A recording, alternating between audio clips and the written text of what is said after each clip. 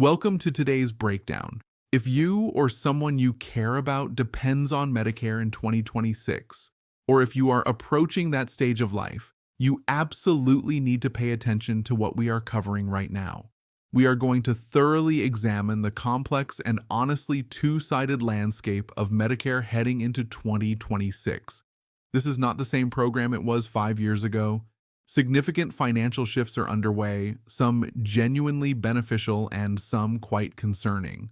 We will identify the precise financial changes, reveal the hidden coverage gaps that blindside so many people, and most importantly, equip you with practical, effective strategies.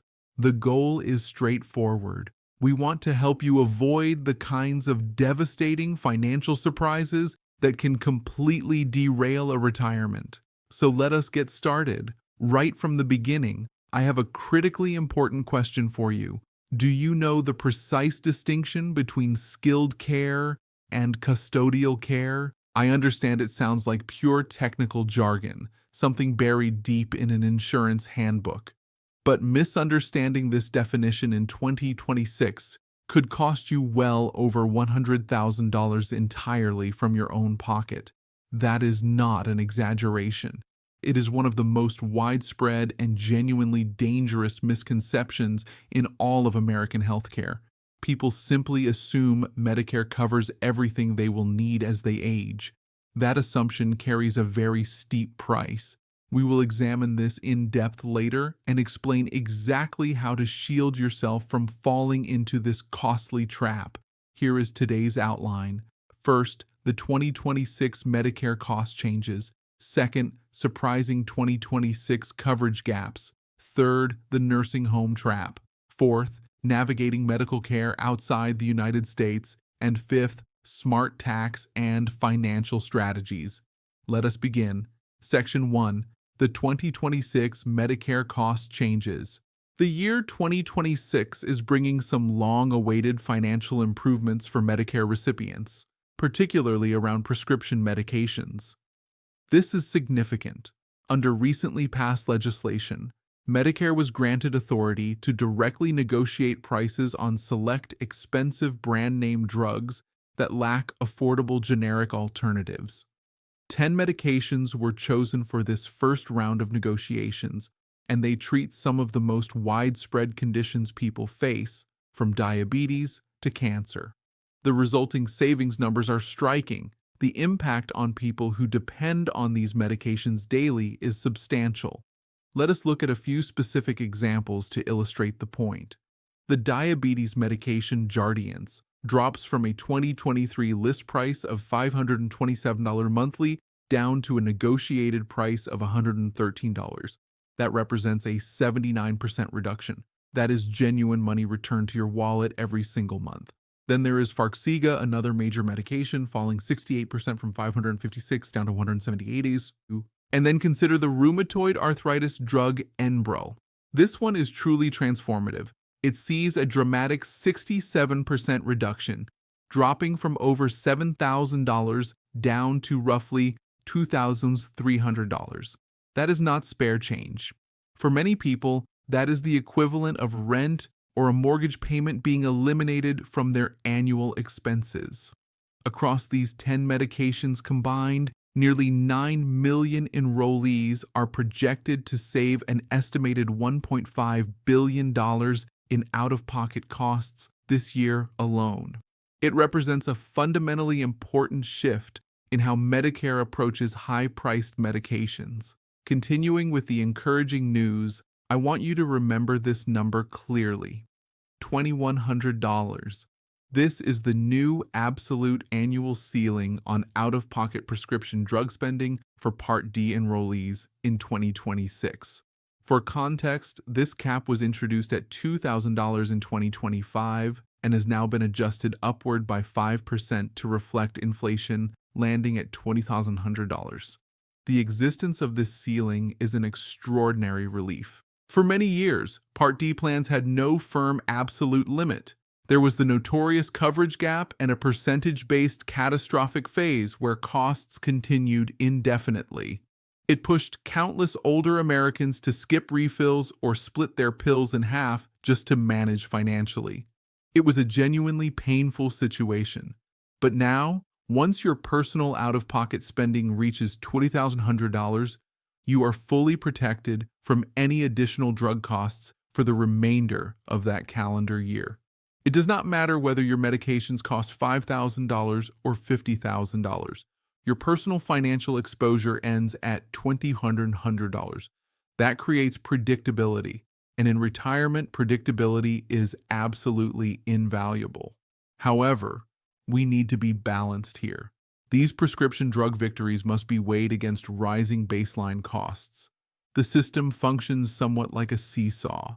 While drug prices are being brought under control, the standard Medicare Part B premium, which covers physicians and outpatient services, is climbing to $185 per month.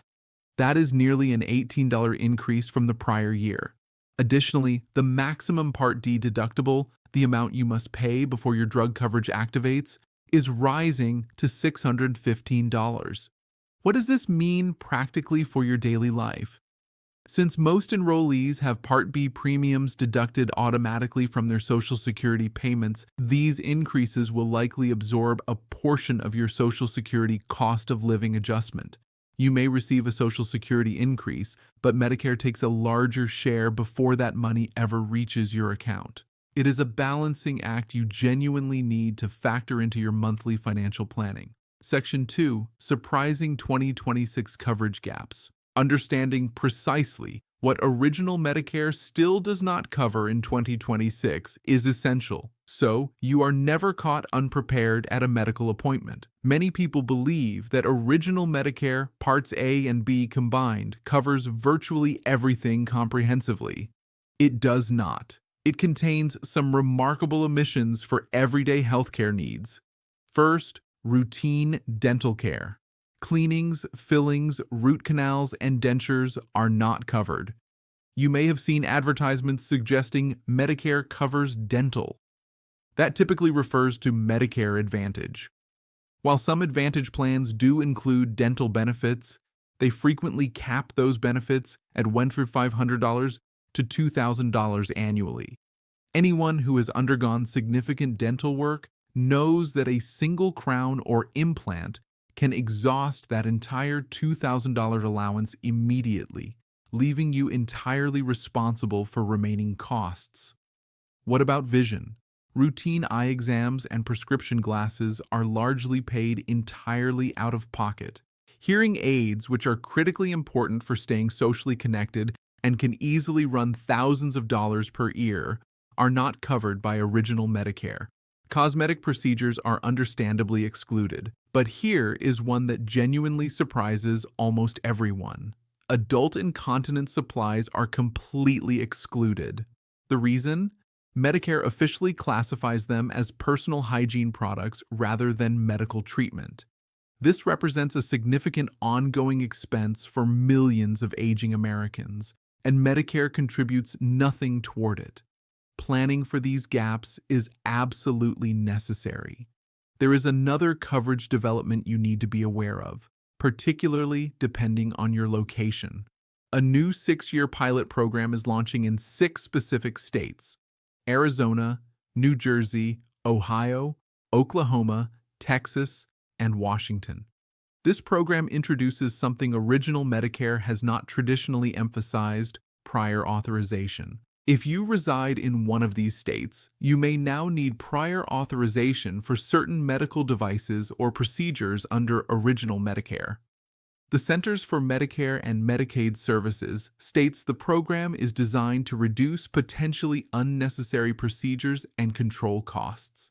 However, in practical everyday terms, this creates a new administrative layer. It means added paperwork and waiting. Your physician determines you need something, but you must await Medicare's approval before receiving it. This could result in delays before beneficiaries in these states access certain care. It is something you need to be mentally and logistically prepared to navigate. Section 3. The Nursing Home Trap. We need to pause here and establish a clear, firm distinction between two terms that people treat as interchangeable constantly, completely unaware of how vastly different the financial consequences are. First, there is a skilled nursing facility. This provides short-term medical rehabilitation. Think recovering here following a major hip replacement or receiving complex IV medications or wound care from a registered nurse. It is entirely medical in nature and is intended to restore your functioning. Medicare covers this under very specific conditions. Then there is a nursing home. A nursing home delivers long-term custodial care. Custodial care essentially means non-medical assistance with activities of daily living, things like bathing, dressing, eating, or moving in and out of bed. Here is the critical reality. Medicare never covers long-term custodial care. Not ever. Assuming it does, assuming Medicare will simply cover your costs if you eventually require nursing home placement, is arguably the single most common and dangerous error in retirement planning. It leaves families completely blindsided, and even qualifying for that short-term skilled rehabilitation stay requires navigating a genuinely complicated sequence of requirements. It resembles an obstacle course. Let us walk through each step. Step 1. You must have a qualifying inpatient hospital stay of 3 consecutive midnights.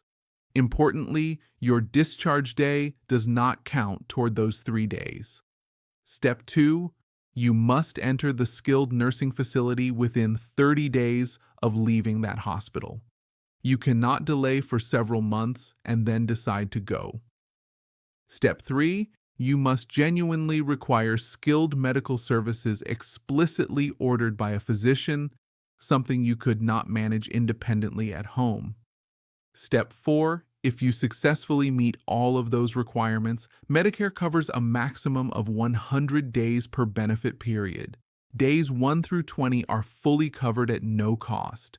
Beginning day 21 through day 100, you face a substantial daily coinsurance of $217.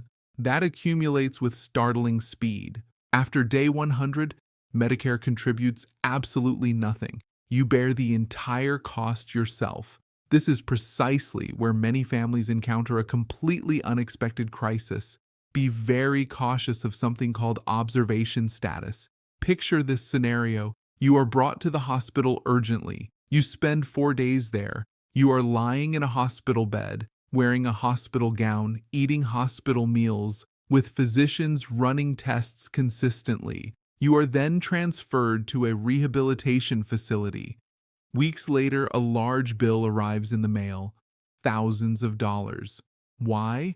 Because the hospital quietly classified you as under observation status rather than formally admitting you as an inpatient for administrative purposes. Essentially, you were occupying a very expensive holding position. Time spent under observation status does not count toward the mandatory 3-day inpatient requirement, even if you were physically there for a week. If you or a family member are ever hospitalized and rehabilitation afterwards seems likely, you must directly ask the physician or hospital administrator this specific question. Am I formally admitted as an inpatient? Never assume you are simply because you are sleeping in a hospital bed. So what happens when someone does not need short-term rehabilitation, but actually requires long-term custodial care in a nursing home? Whether due to serious mobility limitations, Alzheimer's disease, dementia, or general physical decline, you are facing staggering costs. The average nursing home in the United States now runs between $8,000 and $10,000 monthly. Let that register fully. That is potentially $120,000 annually every single year. And remember the fundamental reality we established. Medicare pays absolutely nothing toward this. Unless you qualify for Medicaid, which typically requires depleting nearly all personal savings and assets to reach poverty-level thresholds, or unless you previously purchased long-term care insurance, you will be paying that $120,000 bill entirely from personal funds. It is a harsh reality that devastates family financial legacies. Section 4. Navigating care outside the United States. Let us shift direction. What happens to your medical protection when you travel internationally? Many retirees love to travel, and the basic rule is quite simple. The moment you leave the United States, your Medicare coverage stops completely. There are, however, 3 extremely limited geographical exceptions worth knowing. First, if a medical emergency occurs while traveling through Canada on a direct route between Alaska and another U.S. state, essentially just passing through. Second, if a medical emergency arises while you are physically in the United States, but a foreign hospital across the border in Mexico or Canada is actually closer than the nearest American facility. Third, and this one is genuinely interesting, Medicare may cover necessary medical services aboard a cruise ship, but only if the vessel is within exactly 6 hours of a U.S. port. If you are 6 hours and 1 minute away in open water, coverage does not apply. Beyond these extraordinarily specific and rare scenarios, purchasing supplemental travel health insurance before leaving the country is absolutely essential.